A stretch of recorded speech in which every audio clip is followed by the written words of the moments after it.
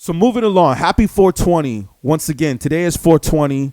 I'm sure everybody's out there smoking. Everybody's getting high. Police are probably out on the streets on high alert today. Obviously, you know what I'm saying? Damn, that's crazy, getting arrested on 420, man. But I will say this, man. I know who's really celebrating 420, and that's GQ Magazine. GQ Magazine is obviously smoking some good Sheba because they were obviously high when they wrote this interview or this article.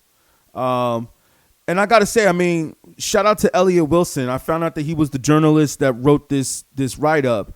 And, you know, I like his Rap Radar podcast. I like what he does. I appreciate the fact that he was one of the ones out there putting out Nipsey.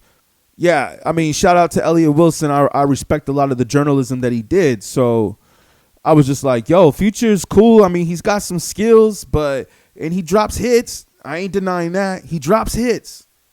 But it's like, come on, man. The best rapper alive. I mean, man, there's like 5 that come to my mind, yo. You know, I know I should have made a note of this, but it's always changing. But I could just tell you right now off the cuff, off the top of my head, let's go with Nas. Okay? Yeah. Nas, number 1. I mean, you know, I'm not going to say that they're going to be in a particular order, but I'll just say the top 5 that I feel right now. I mean, it constantly changes sometimes, but, you know, right now this has been a pretty consistent list. And for me, I mean, I don't know what other people, my other homies, other people on the staff are thinking. I'm just saying for me right now, I'm feeling Nas, okay? I'm feeling, I got to go with Kendrick. You know what I'm saying? Of course, Kendrick, Nas. You know who else I'm going to go with? I'm going to go with Jay-Z. Yeah, Jay-Z, Kendrick, Nas. I need 2 more, man. Andre from Outkast. And who would be my 5th, man? Who would be my 5th right now? I mean, you know, the number 5 slot changes so often, man. It changes. Oh, man. This is actually more difficult than I thought it was going to be. It's not Eminem. I'll tell you that. It's not Eminem. Even though Eminem could be in my top 10, but I don't think he's in my top 5.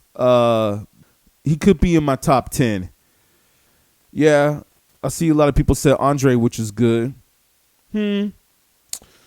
Cole, not for me. Not for me. I do respect J. Cole, though. Yeah, you know what? Yeah. How come I didn't think of this sooner? You know what? I know a lot of y'all are going to disagree with me, but yeah, I'm going to go with Kanye, man. I'm going to go with Kanye. Those are my top 5 right now, alive. Yeah, I got Nas, I got Kendrick, I got Jay-Z, I got Andre 3000, and I got Kanye, man. Man, they could have put Kanye on that cover. I could have seen him with the thong, lace, you know what I'm saying, fabric going across his face. I feel like I could have seen Kanye like that, and I think more people would have agreed with that. Yeah, I mean, Future got some hits. I mean, Mask Off is one of my favorite songs by him, which I think is even more relevant today than it ever has been. My other songs that I like by him, he got a lot of them with Drake, but of course, What a Time to Be Alive. That was somewhat, I believe, in low-key a classic album in itself.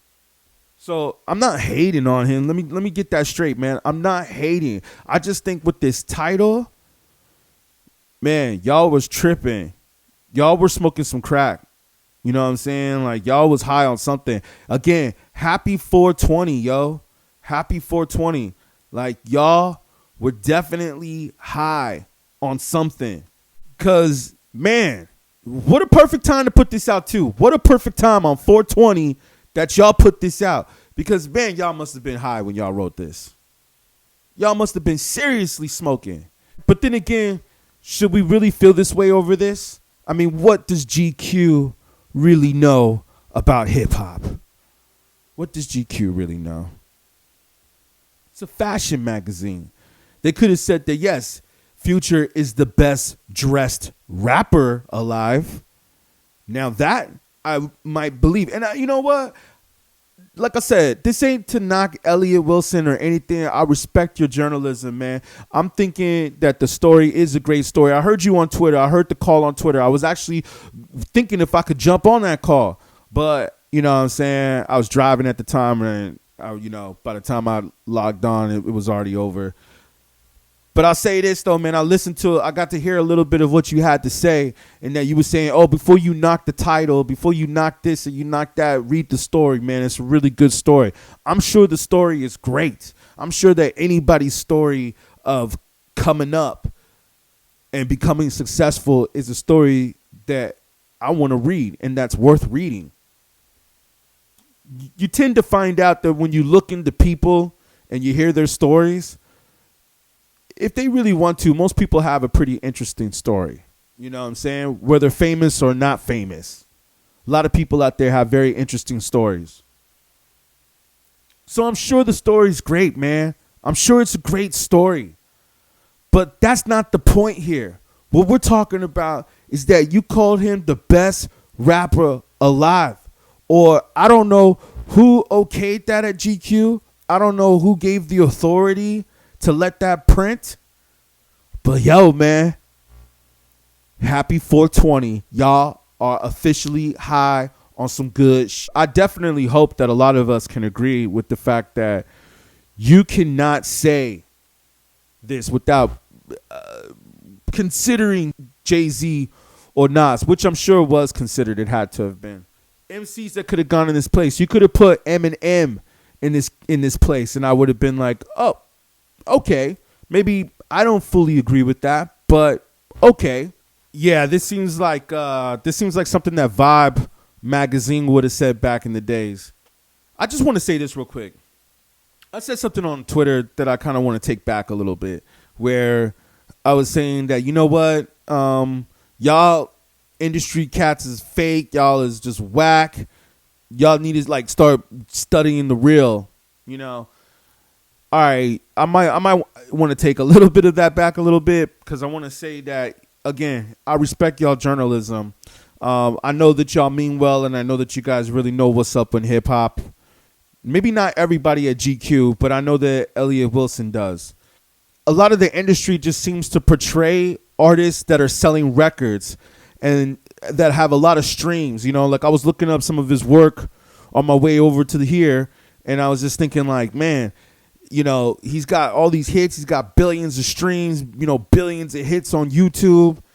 I mean, him and Drake are like, yeah, the biggest rappers out there right now, man. They're selling millions of records. They're making millions. And I'm wondering, wait, is that the reason why y'all are putting him as the best rapper alive? I mean, this is kind of like the discussion on Twitter that I was having with R.A., where it's like, hey, what are we talking about here, man? Are we talking about skills or are we talking about sales? Because these are two different topics in hip-hop. And I think with this title, GQ, I think y'all got it twisted, man.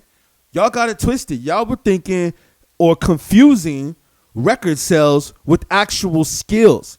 Did y'all see his performance on Saturday Night Live with Gunna? Was it Gunna? Yeah. Gunna and Future. Man, I wish I could play that right here, because I think we were trying to talk about it before and then it got flagged. But I'm going to tell you right now, man, that performance, I got to be real with you. It was horrible, man. Everybody on Twitter was clowning it.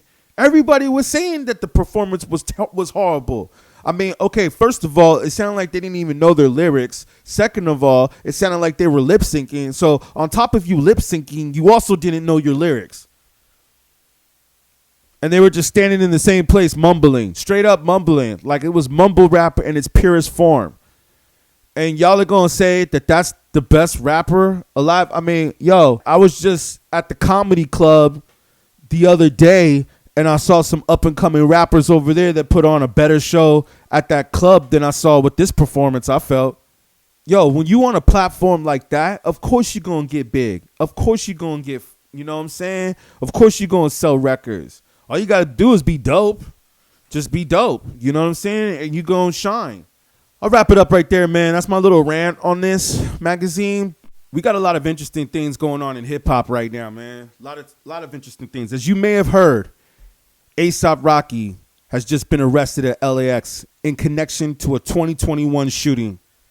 Now, yeah, man, what were you doing flying back into LAX is one question that I have. If you know that you had this riding over your shoulders, let's go over this article real quick. So Rocky was returning from Barbados on a private jet at the time, per TMZ, which initially reported that he was met by cops and handcuffed. So it looks like the victim that was involved in 2021 alleged that Rocky and two other individuals approached him with ASAP accused of having shot at this person several times.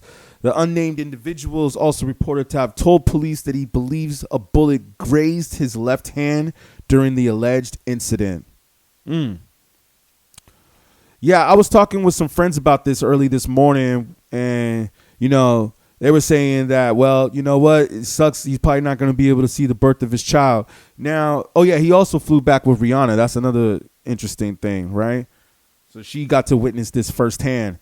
But I said, nah, man, you know, he got people with money behind him. He got a lot of people with power. He knows politicians. You know, I think he's going to be fine. I think he's going to get through this. He's going to get out of this, you know. We'll see, though. Like people are saying, though, we'll see how this plays out.